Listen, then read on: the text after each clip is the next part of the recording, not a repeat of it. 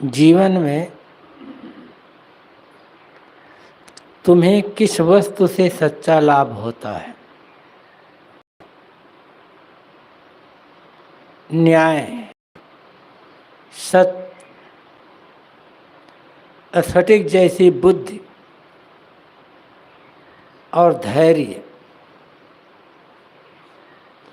इनके सिवा चाहिए ही क्या? जिस आदमी के पास न्याय है, जो जिसके जीवन के सारे आचरण सततपूर्ण और न्यायपूर्ण है, शुद्ध बुद्धि है, निर्मल बुद्धि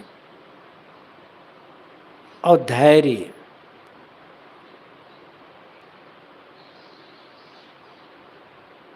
इसके अलावा सुखी होने के लिए और क्या चाहिए?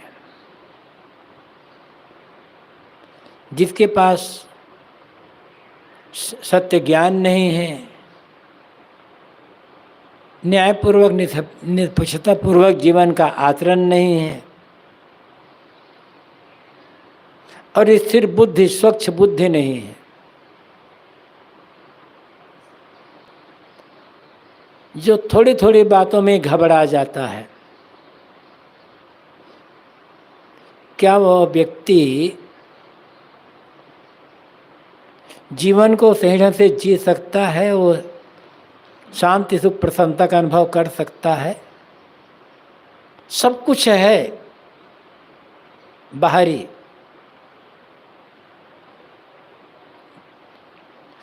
लेकिन सत्य ज्ञान ही नहीं है, बुद्धि स्थिर ही नहीं है।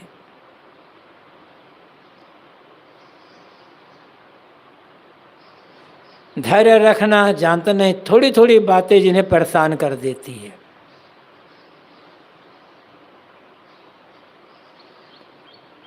दुनिया की कोई भी संपत्ति ऐसे आदमी को सुखी नहीं बना सकती है। सोचे सच्चा लाभ क्या है जीवन का? लोगों की दृष्टि इतनी स्थूल हो गई है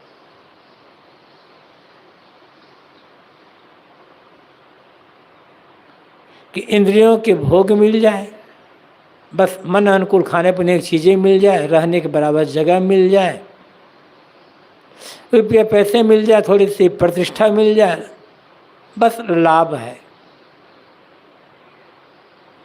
लेकिन इनसे किस आदमी का मन संतुष्ट हुआ है?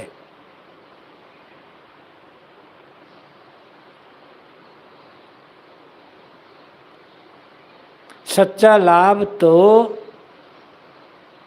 मन की प्रसन्नता। अब मन प्रसन्न कब होगा? जब मन निर्मल रहेगा। निर्मल मन कब रहेगा? जब कर्म व्यवहार आचरण शुद्ध होंगे तब।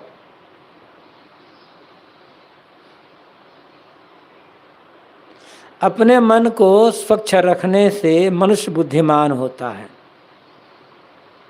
बुद्धिमान बनना हर मनुष्य के अपने हाथ में है, क्योंकि मन को, यहाँ कहा गया, मन को स्वच्छ रखने से बुद्धिमान बनता है। और मन को स्वच्छ रखना है या अस्वच्छ रखना है,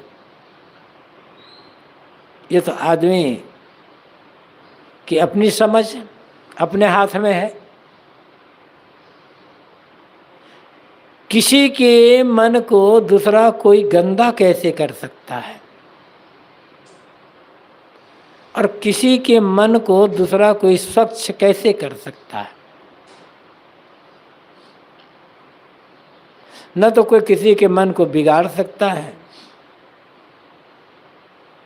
न कोई सुधार सकता है। अपने ही हाथ में है। हर समय बुद्धि को स्वच्छ बना करके रखा जा सकता है।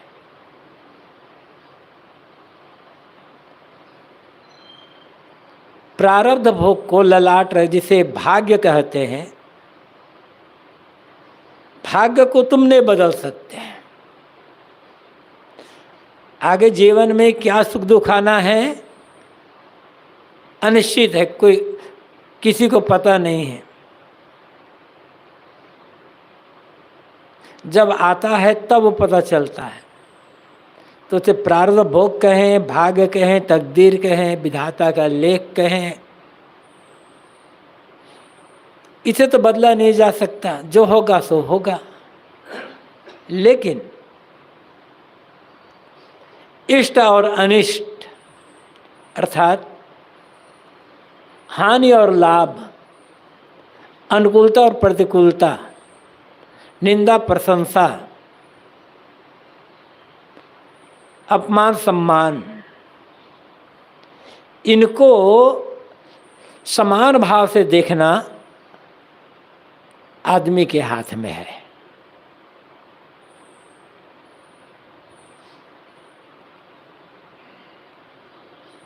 कौन निंदा करेगा, कौन प्रशंसा करेगा, यह आदमी के हाथ में नहीं है, किसी के हाथ में नहीं। कब अनुकूलता आएगी, कब प्रतिकूलता आएगी, कौन अपमान कर देगा, कौन सम्मान कर देगा, ये किसी के हाथ में नहीं है। लेकिन इन ऐसी स्थिति आने पर समभाव में रहना ये आदमी के हाथ में है। हम मेहनत पड़ेगी, इसके लिए काम करना पड़ेगा। पढ़ने से नहीं आएगा, कहने से नहीं आएगा, लिखने से नहीं आएगा। अभ्यास,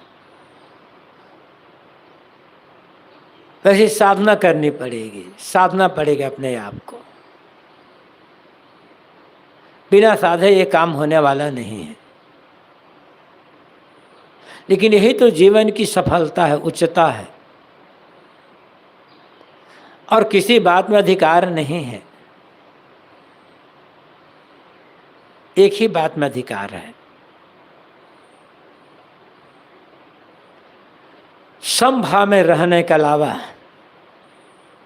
बुद्धि को हर समय निर्मल स्वच्छ रखना, अनुकूलता प्रतिकूलता में, सुख दुख आए लाभ में समभाव में रहना, किसी स्थिति में विचलित न होना और अपने आचरण को शुद्ध रखना। इनके अलावा यदि सुख पाने का कोई और तरीका तुम्हें मालूम हो तो देखो, सोचो, उसका प्रयोग कर लो। बाहर सुख पाने के जितने भी तरीके प्रयोग करोगे उतने उलझते चले जाओगे। ये समझना कि आध्यात्मिक तत्व, आत्मज्ञान और आत्मसत्ता यही सबसे ऊंचा है। इसलिए आत्मज्ञान प्राप्त करना है और अपने आप को, आत्मभाव को समझते रहना होगा। विचारों को वश में रखो और सदा दूसरे की भलाई में रत रहो। सबकी भलाई तो नहीं की जा सकती, लेकिन भलाई की बात तो सोची जा सकती है। और विचारों को वश में रखना, इसके लिए काम करना पड़ेगा। इसी को तो साधना कहा गया है।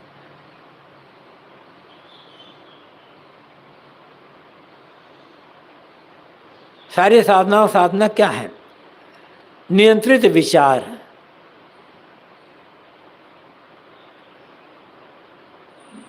अनावश्यक विचार, अनर्थक विचार, नकारात्मक विचार, विकारोत्पादक विचार, ये मन में ना आने पाए, ये हमारी साधना की कसौटी है। विचार तो आएंगे मन में, जब तक जागृति अवस्था है विचार चलेंगे, विचार मन में आएंगे। प्राणियों को, पदार्थों को, परिस्थितियों देख करके विचार बनते हैं, लेकिन कैसे विचार रखना है, क्या विचार रखना है, क्या सोचना है, यदि इस पर ही नियंत्रण नहीं है तो फिर साधना क्या है, फिर मनुष्यता क्या है, फिर बुद्धिमानी किस बात में है।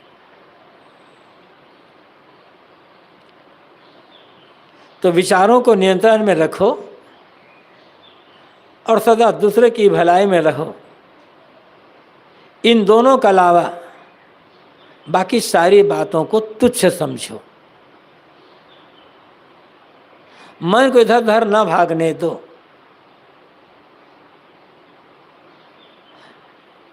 यदि अभी सावधान नहीं हुए, मन को वश में नहीं रखे, तो पीछे मन इतना चंचल बन जाएगा कि उसको रोकना असंभव हो जाएगा। निश्चित है इन पंक्तियों के लेखक मार्कस ऑरेलियस ने ऐसा अपने को साधा होगा, अनुभव किया होगा, तब ये लिख रहे हैं। वो भी एक राजा। जरा सोचें, अपने को हम साधु कहते हैं, वो तो राजा थे। एक राजा होकर ऐसा सोच रहे हैं, और हमारी मन की दशा कैसे है, कैसी है, सोच कर देखें, तुलना करके जरा देखें तो पता चलेगा। मन को वश में रखना, इधर उधर न भटकने देना, सभी दुखों का छुटकारा इसी में है। इसके अलावा धन दौलत कीर्ति पद प्रतिष्ठा सब वृथा है, बेकार है। धन की आवश्यकता निर्वाह के लिए है,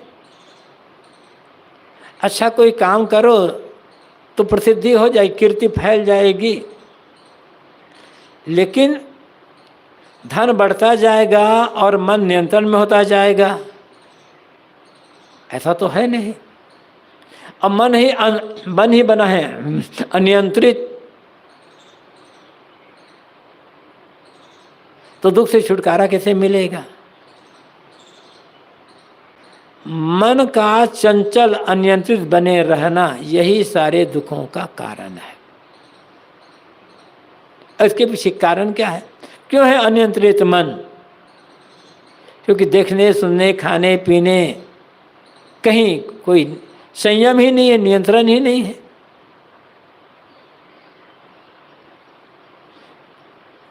जो 5 विषयों के भोग हैं, देखना सुनना खाना पीना करना धरना सोना जागना, इनमें यदि संयम नहीं होगा तो मन पर संयम कर रखना, मन को बस में रखना असंभव होगा। इंद्रियों के संयम से मन के संयम पर बल मिलता है, और मन के संयम से इंद्रियों के संयम पर बल मिलता है। और इंद्रियां संयमित है, मन संयमित है, स्थिर है, शुद्ध विचार है मन में, तो दुख कहाँ है? और ये नहीं है तो फिर सुख कहाँ है? तुम सोच सकते हो कि सुखों को भोगने की इच्छा मुझे अवश्य है, किंतु मेरे ऊपर उसका अधिकार नहीं है। यह मिथ्या बात है कि सुख भोग की इच्छा रखते हुए भी अपने आप को बचाया जा सके, अपनी आत्मा को शुद्ध रखा जा सके। भ्रम होता है कि भले हम सुख भोग कर रहे हैं, लेकिन ये आसक्ति नहीं है मेरे अंदर, ये तो ऐसे ही हो जाता। और धीरे धीरे ऐसी आसक्ति बनती है कि उसी के अधीन हो जाना होता है। और ये सोचना कि सुख भोग की इच्छा है, ललचा रहा है मन, और सोचे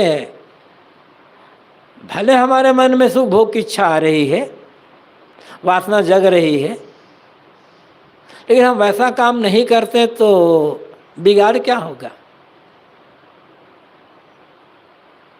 कई लोग कहते भी हैं ना, ठीक है, वो बात तो उनके लिए है जो बहुत सामान्य कोटि के मनुष्य हैं। मन जाता है तो जाने दो, तन को राखो थीर। अरे मन भटक रहा, भटकने दो, स्थिर रखो शरीर को। फिर ये वासनाएं, इच्छाएं कुछ बिगाड़ नहीं पाएगी, भुलावा है ये।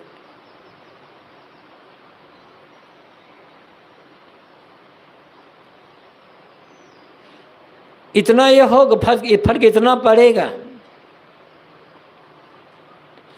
मन में अनेक प्रकार की वासनाएं चल रही है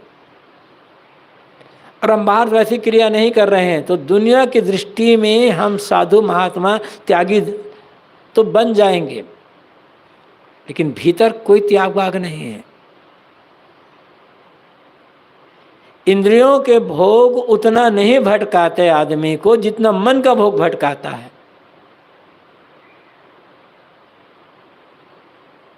इंद्रियों के भोग में तो एक सीमा है, इंद्रियां शिथिल हो जाती हैं, थक जाती हैं, लेकिन मन कहाँ शिथिल होता है।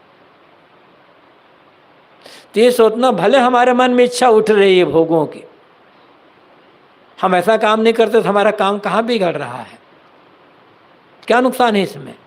भयंकर धोखा है। और यदि मन को नियंत्रण नहीं रखा गया, मन में वो वासना बनी है, वो सुख भोग की इच्छा बनी है, तो आज नहीं तो कल इंद्रियों से वैसी क्रिया होकर के ही रहेगी।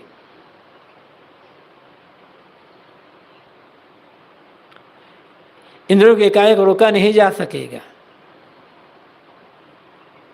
तो ये सोचना कि सुख भोग की इच्छा रखते हुए भी अपने मन को शुद्ध रखा जा सकता है, अपने को पतन से बचाया जा सकता है, केवल धोखा है। इसमें धोखा खा जाओगे। थोड़े समय के लिए विषय वासनाएं तुम्हें इस भ्रम में डाल रखेंगी कि वे तुम्हारे अधीन है, परंतु अंत में वे तुम्हें नीचे गिरा देंगी।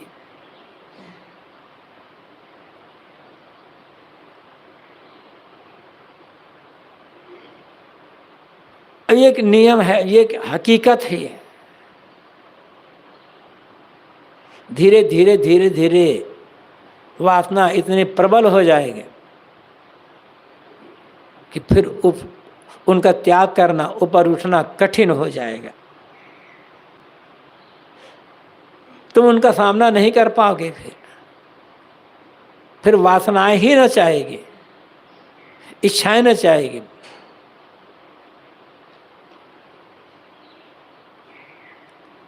अरे इतने से क्या होगा, होता है क्या बात, चलो अभी ऐसा कर लेते हैं, इतने से क्या होगा। ये इतने से क्या होगा, भयंकर धोखा है। आदमी भटकता ऐसे ही, इतने से क्या होगा, इतने से क्या होगा, ये तो मामूली। लोग तो बहुत बड़ा बड़ा पता नहीं क्या क्या करते हैं। इतना तो चलता है, ये इतना तो चलता है, पतन की शुरुआत, तो मन का धोखा। फिर धीरे धीरे धीरे धीरे बढ़ता चला। गुरुदेव द्वारा उदाहरण देते हैं, कई बार है उदाहरण दिया है। बड़े बड़े बांध बनाए जाते हैं, एकदम पानी रोकने के लिए मजबूत दीवार बनाई जाती है बिल्कुल। लेकिन यदि उस बांध के दीवार में बाल बराबर भी छेद हुआ और उसमें से पानी रिसने लगा,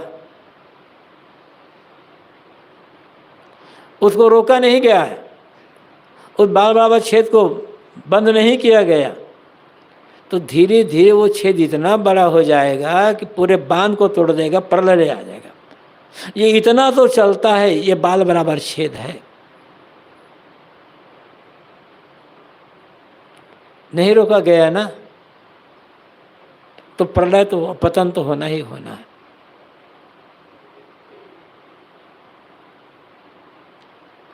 इसलिए प्रारंभ से ही मन को शुद्ध और दृढ़ रखो। दृढ़ संकल्प, धैर्य की आवश्यकता है। अशुद्ध तो रखना है। शुद्ध को रखने का मतलब क्या है?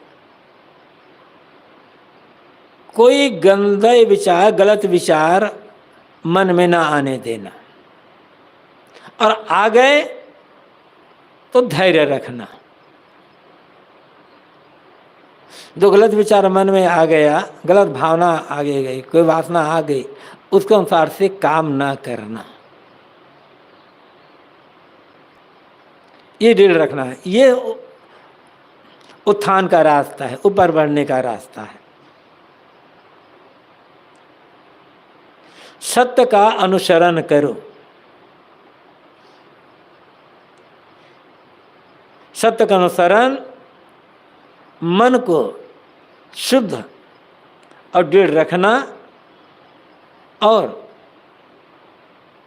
सांसारिक सुखों के पीछे ना भागना, यही साधना है। यह प्रश्न उठाया जा सकता है कि सुखद वस्तुओं से दूर रहने की आवश्यकता क्या है?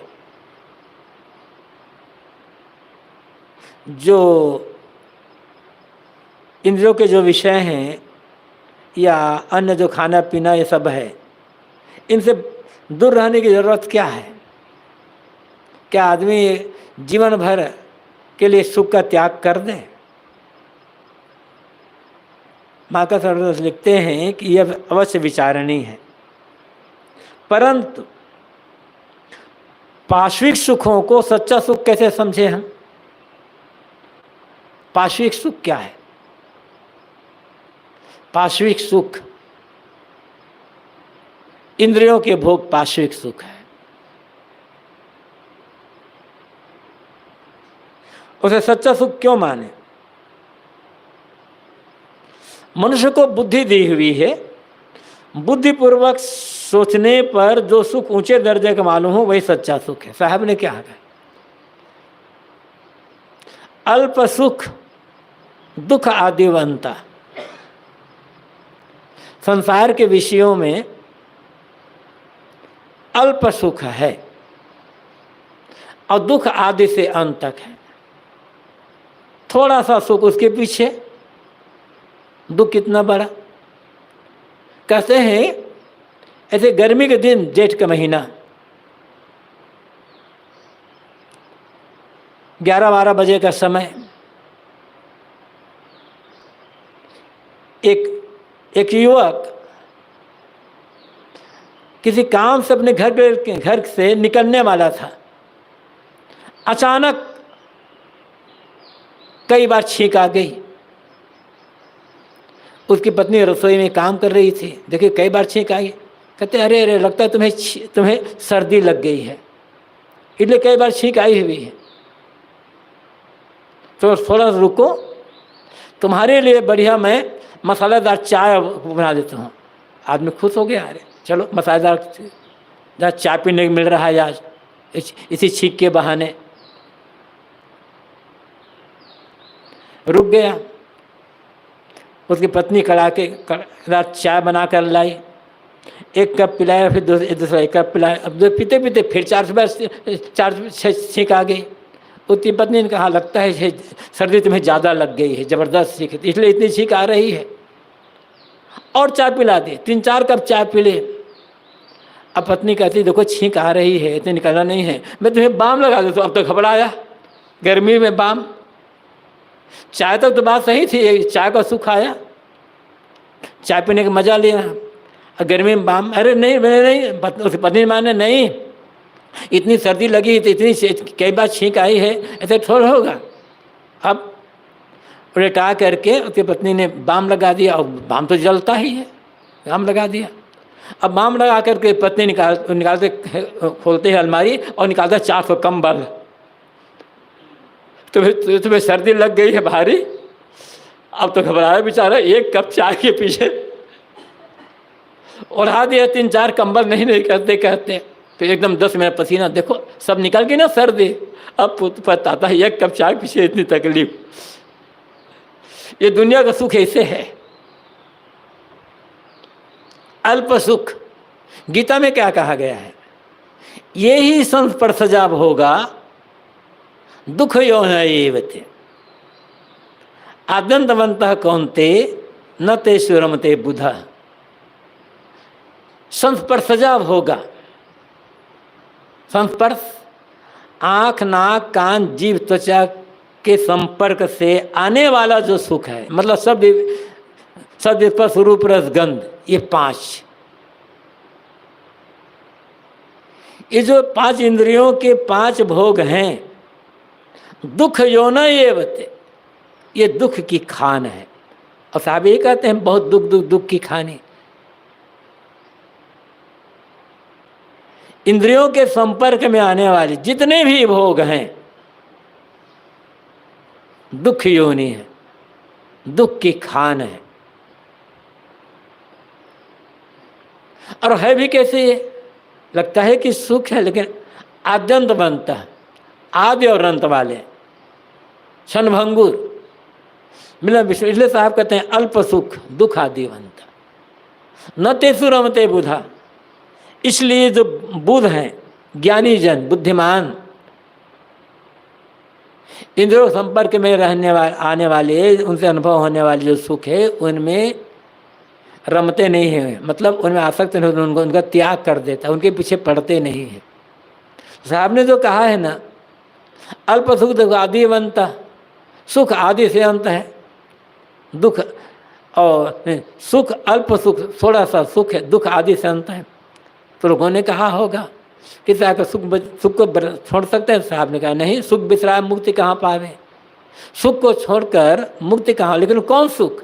वो मन की स्थिरता का जो सुख है, मन की निर्मलता का सुख, आत्मसंयम का जो सुख है, इसको छोड़कर मुक्ति कहाँ पे? सुख चाहिए।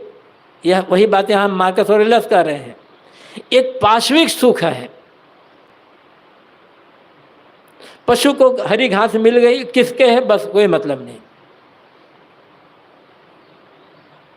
प्रजनन का काल आया,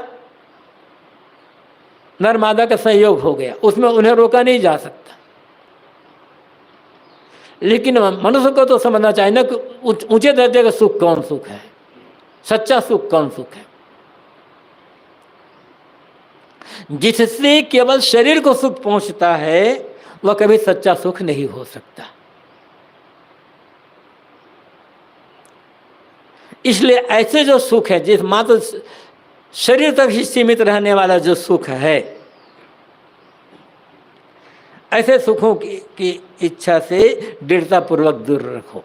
आत्मसंयम का सुख जो नहीं चाहिए का सुख है, आत्मस्वस्थता का, मन की निर्मलता का जो सुख है, वो सच्चा सुख है, हर समय रहने वाला सुख। ऐसे सुख की तलाश करो, ऐसे सुख के लिए काम करो। शरीर तक रहने वाला सुख और सच्चा सुख थोड़े है। विनय के साथ अहंकार और घमंड से दूर रहो। ये हो सकता है कि कोई आदमी इंद्रिय भोगों के पीछे भागता नहीं है, ललचाता नहीं, अपने पर संयम रख लेता है। लेकिन इस संयम को फिर अहंकार आ जाता है, देखता अरे देखो तो ये कितने चंचल मन वाले लोग हैं, इंद्रियों के कितने लंपट बने हुए हैं, विषय भोगों के लंपट आदमी हैं, जरा भी इनमें संयम नहीं है। बस फिर अपने में संयम आया तो दूसरों के लिए घृणा का भाव, तुच्छता का भाव आता है, अहंकार भाव, ये और पतन का रास्ता हो जाता है। मार्कस ऑरेलियस कहते हैं कि मन की स्वच्छता का जो सुख है ये सच्चा सुख है, लेकिन इसके लिए घमंड नहीं, अहंकार नहीं होना चाहिए कि हमने अपने आप पर संयम कर लिया। विनम्र रहो। सोचो, सत्य को छोड़कर प्राप्त की हुई वस्तु से आनंद नहीं मिल सकता है। जिस वस्तु से तुम्हारे गौरव पर, तुम्हारे सम्मान पर बट्टा लगता हो, धक्का लगता हो, इनसे सर्वथा दूर रहो। अब हर आदमी सोच सकता है ऐसा कौन सा काम है, कौन सा व्यवहार, कौन सा आचरण, कौन खान पान है जिससे हमारे आत्मगौरव को धक्का लगता है, आत्मसम्मान को धक्का लग सकता है। अपने आप को से बचा कर रखना, यही तो एक मनुष्य की विशेषता है। लेकिन किसी भी हालत में अपने आत्मसम्मान से, आत्मगौरव से समझौता नहीं करने के हैं। आत्मसम्मान ही नहीं रहेगा अपने आप, दुनिया क्या कहती है वो सब चिंता छोड़ना। हमारा व्यवहार, हमारा आचरण, जो हम काम कर रहे हैं वो सही है या नहीं है, इस पर ध्यान देना होगा। घृणा, विरोध भाव, ढोंग, इन सबको छोड़ दो, इनके पीछे मत पड़ो।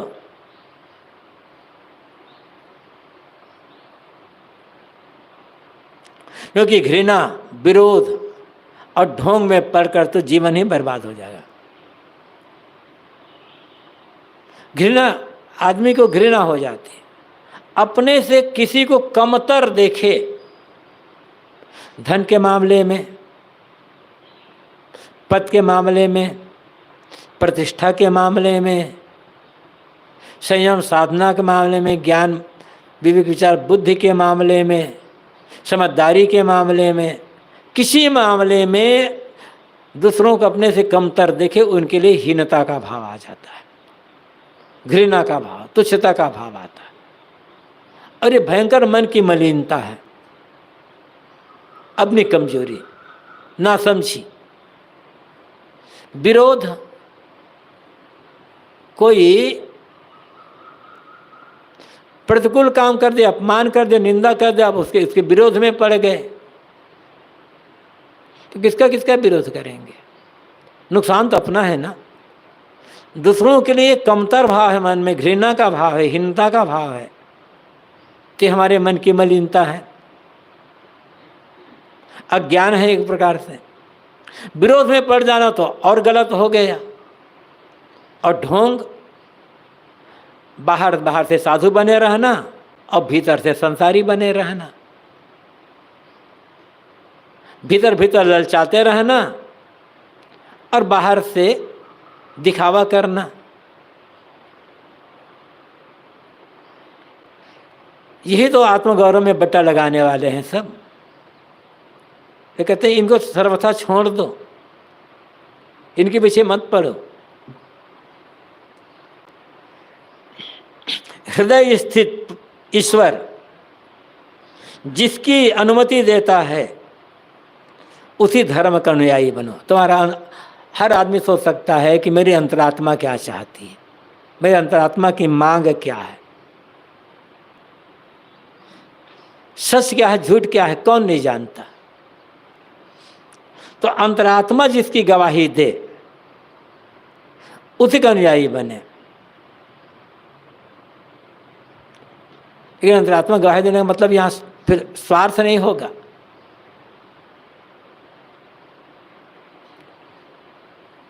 मुझे अपना स्वार्थ प्रिय है, लेकिन करे मेरे अंतरात्मा, मुझे तो अपना स्वार्थ प्रिय हो जाए बस मेरा मन खुश हो जाता है। तो दूसरे लोगों को ऐसे स्वार्थ पूरा देख करके खुश होते हो या नहीं होते हो, ये जरा सोचो।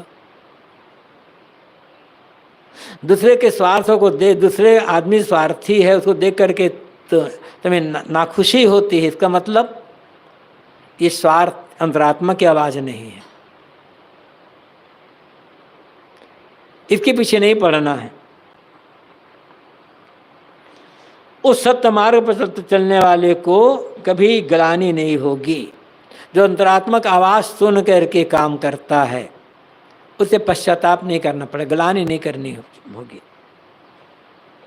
क्योंकि उसका मन आश्वस्त रहेगा। और ऐसा कोई आदमी है जो सत्य के मार्ग पर चल रहा है, घृणा विरोध भाव ढोंग को छोड़ दिया है, अपने आत्मसम्मान आत्मगौरव पर बट्टा लगे ऐसा कोई काम नहीं करता, छिप करके सुख भोगने की लालसा नहीं है जिसके मन में, और अंतरात्मक आवाज़ सुन करके, जैसे साहब ने कहा है राम कसौटी कसते ही रही, राम कसौटी अंतरात्मक आवाज़ के अनुसार से काम लेता है, सत्य के मार्ग पर चलता है, ऐसे आदमी को संन्यास ग्रहण करके जंगल जाने की आवश्यकता नहीं है, वो घर में रहकर ही सन्यासी हो गए, हर जगह वो सन्यास है। उसे अपने आसपास लोगों को भीड़ लगाने की जरूरत नहीं पड़ेगी कि लोग हमारे आसपास रहें और हमारी प्रशंसा करते रहें।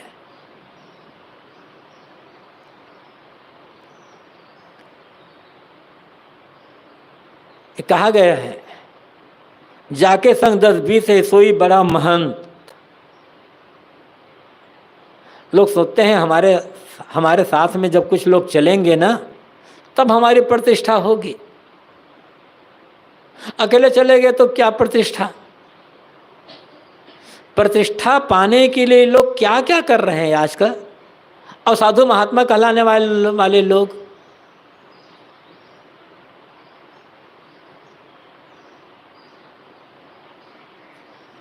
जितने भीतर कमजोरी होगी,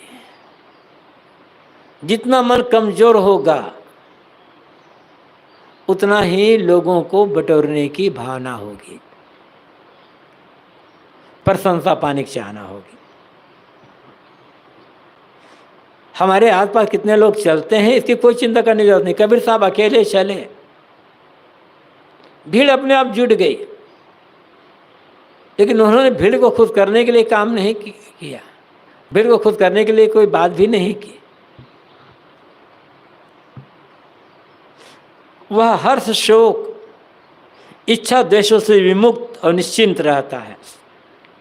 वास्तविकता है, जो सत्यन्याय पर चलेगा, अंतरात्मक आवाज सुन करके काम करेगा, घृणा विरोध में नहीं पड़ेगा,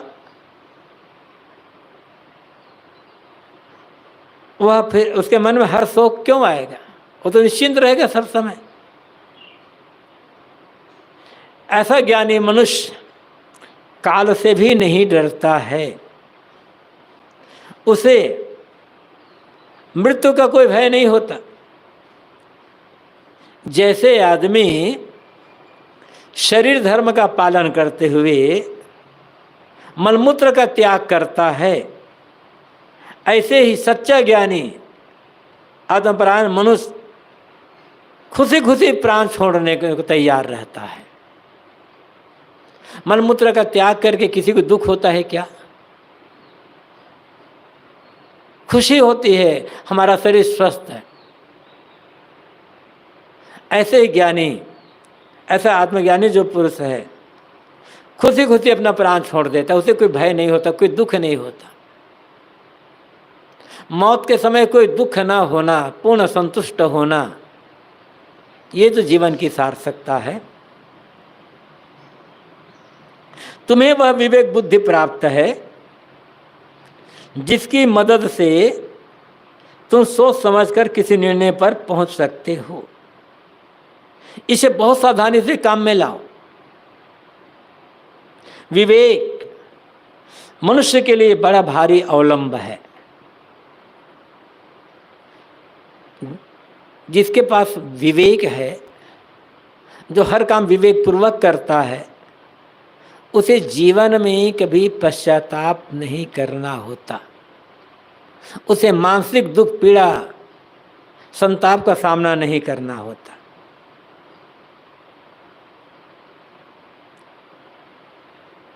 इसलिए कहा गया है, जाहि को विवेक ज्ञान ताहि को कुशल जान, जाहि ओर जाए वा को वाही ओर सुख है। विवेकी कहीं भी चला जाए, हर समय हर जगह दुख मुक्त होगा। जैसे कोई आदमी अपने पैरों में मजबूत जूता पहन ले, उसे कांटे कंकड़ का कौन भय होगा। जैसे कोई पायनी पजार को चढ़ाए ले तो को तो न कोई कांट खोबरों को दुख है। मजबूत जूता पहन लिया, कांटा कंकड़ से क्या भय। ऐसे विवेक का जूता मैंने पहन लिया, विवेक ज्ञान है कि दुख है। ब्रह्म वर्म ममांतरम, ये वेद का एक मंत्र का अंश है। मेरे भीतर का वर्म कवच, मेरे भीतर का बुलेट प्रूफ जैकेट क्या है? ब्रह्म विवेक ज्ञान। कहीं कबीर ते बाँचे जाके हृदय विवेक। अनुभव सब पे एक जैसा है। इसलिए और विवेक मानव मात्र में विवेक की स्वाभाविक शक्ति है। मार्कस ऑरेलियस कहते हैं उस विवेक बुद्धि की मदद लो, उस विवेक बुद्धि से सोच समझ करके काम करो। ये तुम्हारे लिए दुखों से बचने का एक बहुत बड़ा सहारा है, बहुत बड़ा अवलंब है। मनुष्य का मन स्वाभाविक धर्म के विरुद्ध जब कभी चलने लगता है तब विवेक उसका मार्गदर्शन करता है। मन में विचलन आ जाता है, विवेक विचलित नहीं होगा। मन जितना विवेक का सहारा लेगा उतना स्थिर रहेगा। मन में विचलन आ जाना कोई बड़ी बात नहीं है, लेकिन विवेक यदि मजबूत है तो विचलन कुछ देर में शांत हो जाएगा।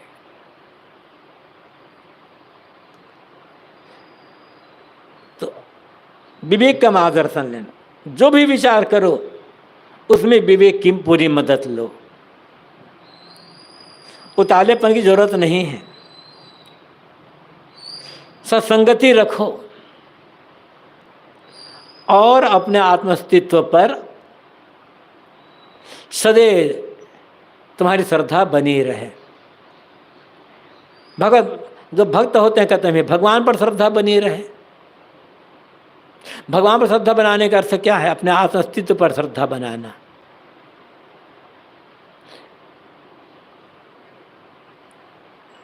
और इसके लिए सत्संग की जरूरत होगी। सत्संग ही सहारा है।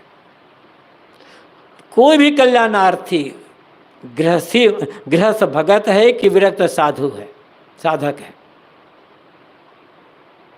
सत्संग से जिसका भी मन कचोट खाया,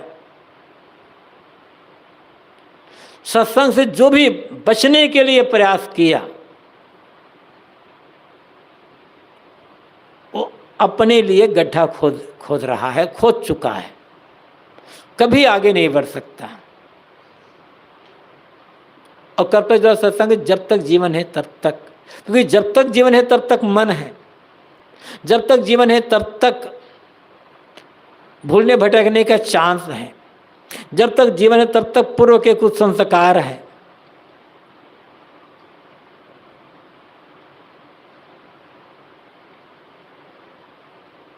ऐसी स्थिति में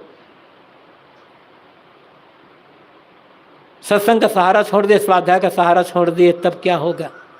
भ्रम है।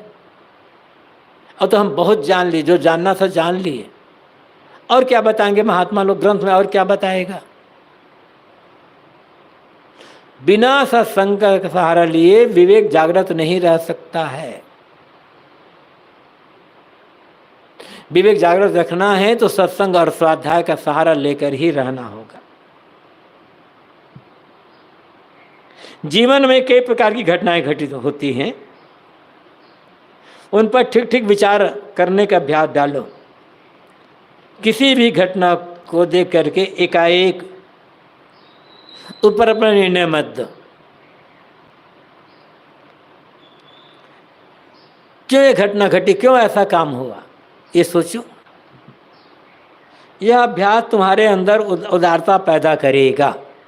मतलब धैर्यपूर्वक उस पर सोचो, किसी आदमी ऐसा काम किया तो क्यों किया, ऐसी बात कही तो ये बात क्यों कही, ये घटना घटी, इस काम में नुकसान हुआ, काम बिगड़ा तो क्यों बिगड़ा। धैर्यपूर्वक उस पर विचार करने का आवश्यकता है। और ऐसा करें, ऐसा विचार करेंगे तो मन में उदारता पैदा होगी। हमेशा इस बात का ध्यान रखो कि तुम्हारे कार्य का दूसरों पर क्या असर पड़ने वाला है, अच्छा असर पड़ने वाला है या बुरा असर पड़ने वाला है, उससे दूसरों को लाभ होने वाला है या हानि होने वाली है। और जहाँ रह रहे हो, जिस घर में, परिवार में, समाज में, वहाँ की व्यवस्था में तुम्हारे उस काम से क्या प्रभाव पड़ने वाला है। और व्यवस्था में सहयोगी है तुम्हारा काम या व्यवस्था बिगाड़ने में सहयोगी बन रहा। और ये सोचो कि तुम्हारे उस काम से दूसरे का नुकसान तो होने वाला नहीं है। यदि ऐसा सोच करके काम करें तो कभी कोई गलत काम होगा, कभी हम गलत रास्ते में जा सकेंगे। बस उतावलापना आ जाता है, लोभ आ जाता है, स्वार्थ आ जाता है, अहम आ जाता है, भ्रम आ जाता है मन में। फिर हम सब बात भूल जाते हैं, केवल दिखाई पड़ता है स्वार्थ, अपना सुख, अपना सम्मान, अपने अहंकार की पुष्टि। दूसरे नुकसान होता तो होने दो, दूसरे बुरा लगता है तो लगने दो, दुख होता है तो व्यवसाय बिगड़ता है बिगड़ने दो। तो तुम्हारा भी जीवन बिगड़ करके ही रहेगा, हमारा जीवन ही बिगड़ करके रहेगा। इसलिए मार्कस लिखते हैं, सदैव इस बात का ध्यान रखो, कोई भी काम करने के पहले दूसरों पर उसका क्या प्रभाव पड़ने वाला, क्या असर होने वाला है। उसे दूसरों को बुरा तो नहीं होगा, उसके उस काम से व्यवस्था में नुकसान तो नहीं पहुंचेगा। यदि ऐसा है दूसरों को बुरा हो रहा है, व्यवस्था बिगड़ रही है, तो ऐसे काम को छोड़ दो। दूसरे का भला हो रहा है, व्यवस्था सुंदर और बन रही, दूसरे का अच्छा आदर्श मिल रहा है, ऐसा ही काम करो। समझो कि ये पूरा संसार एक बहुत बड़ा देश है, पूरा संसार एक राज्य है, पूरा ये समझ। इसके अंतर्गत जितने भी देश हैं, छोटे बड़े जितने भी देश हैं, एक एक परिवार के समान है। अब उनकी व्यवस्था को बिगाड़ना, जब व्यवस्था बिगड़ेगी तो नुकसान हमारा अपना भी होगा ना। हर एक घटना की पूरी तरह से जांच पड़ताल करो, उसके मूल कारण, उसकी अवधि, और उन बातों पर विचार करो कि जिससे तुम्हारे अंदर सहिष्णुता, धैर्य, सत्य, श्रद्धा, अपराधीनता अर्थात स्वतंत्रता, ये सद्गुण उत्पन्न होते हैं या नहीं होते हैं किसी भी घटना से। ये और घटना घटी, घटना तो घट गई, यदि सहिष्णुता पैदा हो रही है, धैर्य, श्रद्धा, स्वतंत्रता का भाव आ रहा है मन में, सद्गुण, तो सही रास्ते पर फिर विवेक पूर्वक काम किया जा रहा। हर आदमी का मन कच्चा है, थोड़ी सी प्रतिकूलता आती है, सहनशीलता घट जाती है, सहन नहीं कर पाते, धैर्य छोड़ देते हैं, थोड़ा नुकसान हुआ श्रद्धा छोड़ देते हैं। किसी ने कोई बड़े हैं, हमारी बात नहीं माने, हमारे प्रतिकूल काम किए, श्रद्धा छोड़ दे, छोटे हैं उनके लिए स्नेह छोड़ देते हैं। ये अपने भीतर की कमजोरी होती है। इसलिए मार्कस ऑरेलियस कहते हैं कि हर घटना की, भीतर की घटने वाली घटना, बाहर घटने वाली घटना, इनकी अच्छी तरह से जांच पड़ताल करो और इन्हीं बातों पर विचार करो। और ऐसे सोचो कि हर हालत में तुम्हारा सहिष्णुता, धैर्य, श्रद्धा, सत्य और स्वतंत्रता का भाव पैदा हो। किसी भी कारण से विफल मत बनो। तुम्हें मालूम होना चाहिए कि ये बातें वस्त्र में सूत की तरह जीवन में ओतप्रोत हैं, पिरोए हुए हैं। मतलब अनुकूलता, प्रतिकूलता, सुख दुख, घाटा मुनाफा, मान अपमान, निंदा प्रशंसा, जैसे कपड़े में ताना और बाना आपस में पिरोए रहते हैं, ऐसे ही जीवन में केवल ताना ही ताना है कपड़े में तो व्यवस्थित रहेगा नहीं।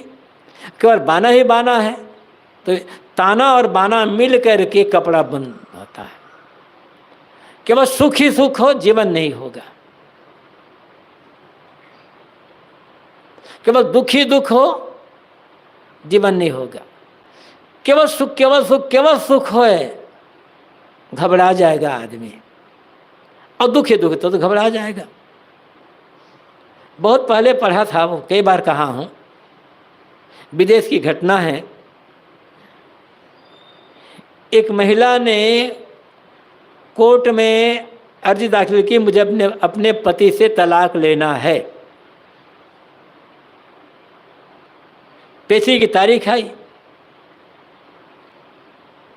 पेशी की तारीख आई तो जज ने उस महिला से पूछा कि तुम अपने पति से तलाक क्यों लेना चाहती हो? क्या जज साहब, हमारे शादी हुए 5-6 साल से ज़्यादा बीत गया है और मेरा पति मुझे बहुत प्यार करता है और समय से मुझे मेरे लिए भोजन बनाकर भी खिलाता है मुझे। इसके प्यार से उब गई हूँ मैं, इसलिए तलाक लेना चाहिए। अरे कभी न डांट के बात करते हैं, न जोर से बात करते हैं, न कुछ से बात करते हैं। इसके प्यार से उब गई हूँ, इसलिए तलाक चाहिए। तो सुख और दुख आना ये जीवन का रहस्य है। ये बातें, इसे घबराने की आवश्यकता नहीं। सुख आ जाए तो अहंकार मत करना और दुख आ जाए तो विफल नहीं होना। अहंकार करना भी विफल हो जाना है, भटक जाना है, और रोना भी भटक जाना है। सारी घटनाएं प्रकृति के नियम और भाग्य के अनुसार होने वाले हैं। भगवान, लोग समझते हैं भगवान माने, भगवान के हाथ में है। भगवान के हाथ में सब कुछ है, तो विफल होने के, रोने की जरूरत ही नहीं है। सुख है तो भगवान की मर्जी, दुख है तो भगवान की मर्जी। और समझते हैं कि हमारे कर्म के अनुसार है, तो सुख आया तो भी हमारे कर्मों का फल, दुख आया तो भी हमारे कर्म फल। रोना और गाना किस बात के लिए? इसलिए किसी भी घटना से दुखी नहीं होना है। कोई तुम्हारा बुरा करे तो सोचो कि बुरा करने वाला भी तुम्हारा बंधु है, तुम्हारा भाई ही है, तुम्हारे परिवार का सदस्य है। अनजाने में अपने स्वभाव से प्रेरित होकर उसने ऐसा काम किया है, अज्ञानवश काम किया। अब कोई जानबूझकर बार बार वो काम करता है तो उसका तो सुधार नहीं हो सकता। अनजान में 1 बार 2 बार भूल हो गई तो उसे समझाने से वो समझ जाएगा। लेकिन जानबूझ करके बार बार वो करता, साहब ने कहा ना कि जानबूझ जो कपट कर रहा है तो यह संबंध न, कोई जानबूझ कर कपट कर रहा है बार बार। किसी समझाने की कोई परवाह ही नहीं है, किसी को रोकने की कोई परवाह ही नहीं है, तो वो आदमी तो एकदम डूबा हुआ है। उसके पीछे पड़ने से कोई मतलब नहीं हो जाता है। लेकिन वो भी भूला हुआ, भटका हुआ है, उसके लिए मन में दया का भाव तो रखा जा सकता है और रखना चाहिए। कर्तव्य भाव रखेंगे तो अपना मन खराब होगा। लेकिन ऐसे आदमी से ब्याज जितना कम हो उतना कम कर लेना चाहिए, क्योंकि बार बार करने से अपना मन खराब होगा, कोई फायदा नहीं होगा। लेकिन किसी से भूल हो गई एक बार दो बार तो उससे घृणा करने के लिए या उससे बैर लेने की कोई ज़रूरत नहीं है। अनजाने में स्वभाव से प्रेरित होकर उसने ऐसा काम किया है, किंतु मुझ में तो समझ है। सामाजिक ऐक्य को वह भूल गया, लेकिन मैं क्यों भूलूं? मुझे तो उदारता और न्याय को नहीं भूलना चाहिए। कोई व्यक्ति अनजाने में अज्ञान भ्रमवश गलत काम कर लिया, ठीक है, हो गया, समझा दो, फिर आगे वो रुक जाएगा। सामाजिक समता किसमें बनी रहेगी, इसको समझता नहीं है। लेकिन मार्कस लिखते हैं कि मैं तो समझ रहा हूँ, इसलिए मुझे उदारता और न्याय से ही काम लेने की ज़रूरत है। उदारता और न्याय से जितना ही हम काम लेंगे, बड़ी से बड़ी समस्या का समाधान हो सकता है और बड़ी से बड़ी भूल का भी सुधार हो सकता है। यही अपने लिए, दूसरों के लिए कल्याण का, सुधार का, आगे बढ़ने का रास्ता होता है।